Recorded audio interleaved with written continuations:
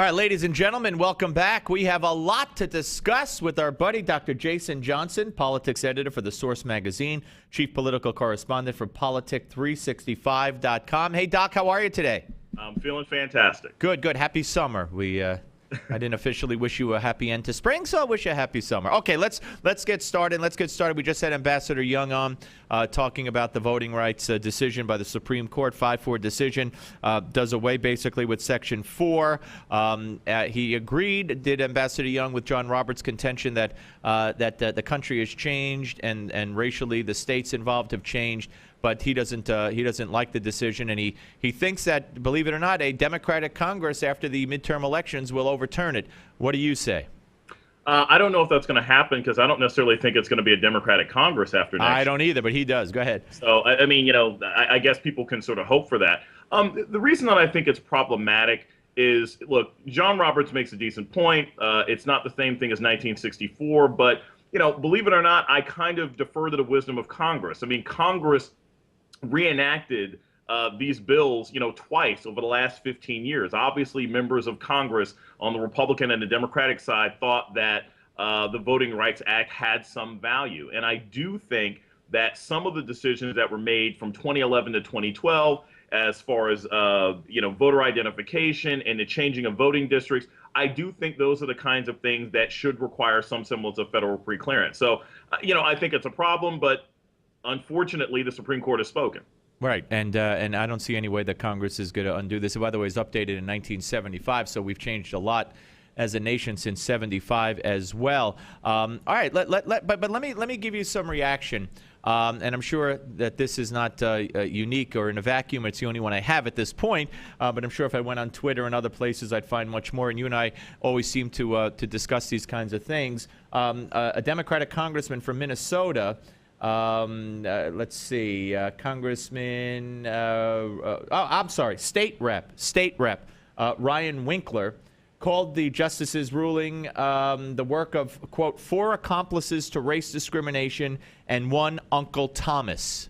Mm-hmm. Your reaction to something like that? People can be as passionate as they want to be, and that's up to the people of his You call that passionate?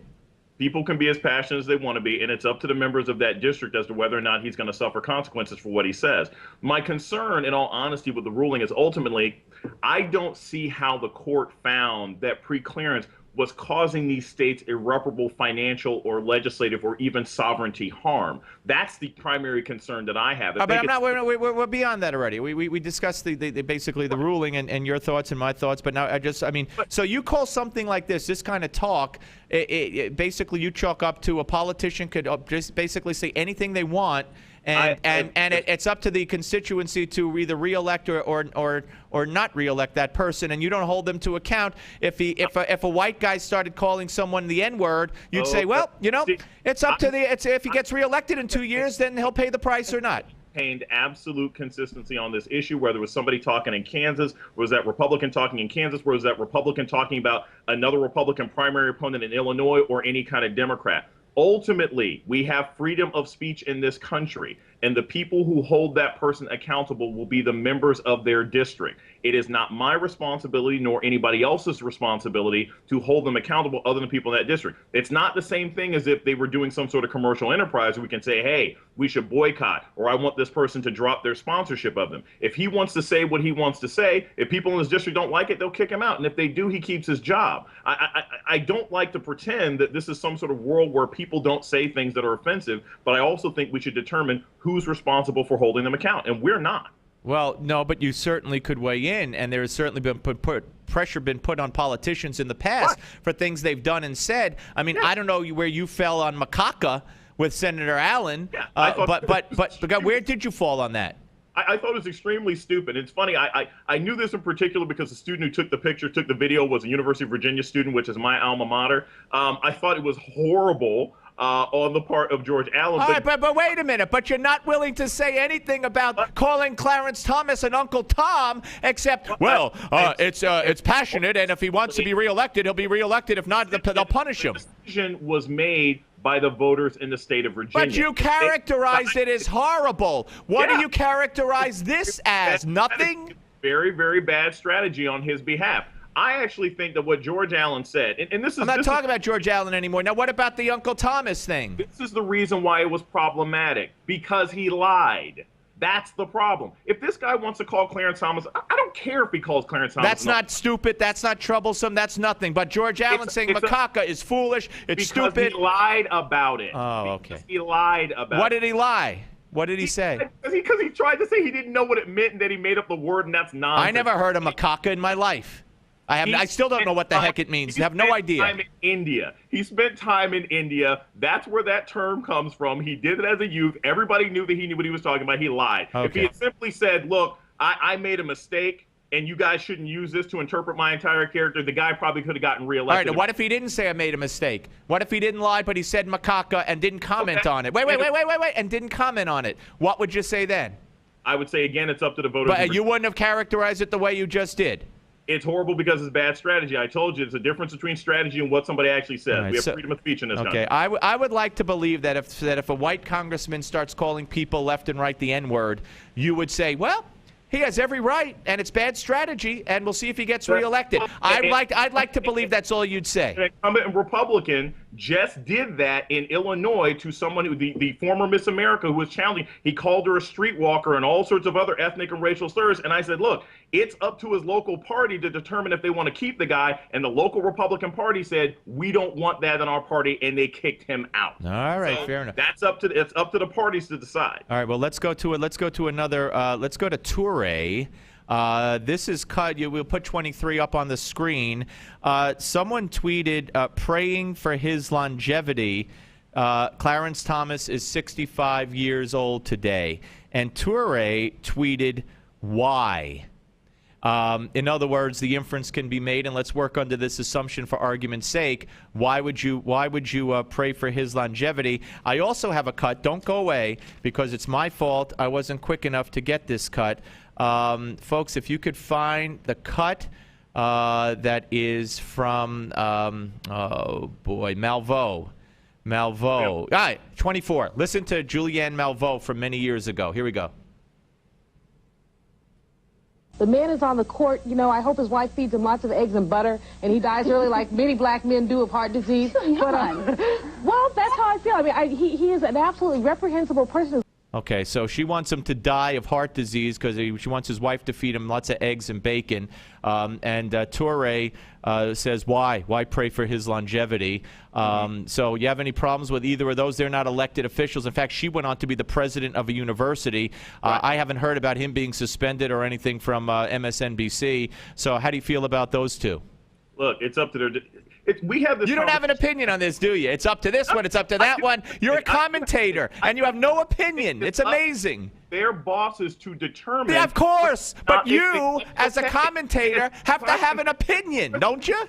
I don't have a problem with what he said. Of course not. There, now the truth comes out. There you go. I don't have a problem with what any of these people have said, because ultimately they have. Look, I think our public marketplace is made better by people expressing whatever opinions they want to express and then having to face the consequences for it. If it's something that I wouldn't say myself, fine, I wouldn't say it myself. I wouldn't say that I want Clarence Thomas to die. That's not something that's going to come out of my mouth. But guess what? That's because that's my particular brand, and I don't think that helps for anybody who's serving the country. I can disagree with Clarence Thomas vehemently. I think he's had tons of decisions and been part of decisions that I vehemently disagree with, but I wouldn't wish the man to die. I think he's kind of corrupt from time to time. I have some issues with conflict of interest when he was working with the Tea Party. His wife was running a Tea Party organization, but I wouldn't wish him to die. But that's everybody's right. That's what you're doing and what I'm doing, Steve, and that's part of the process.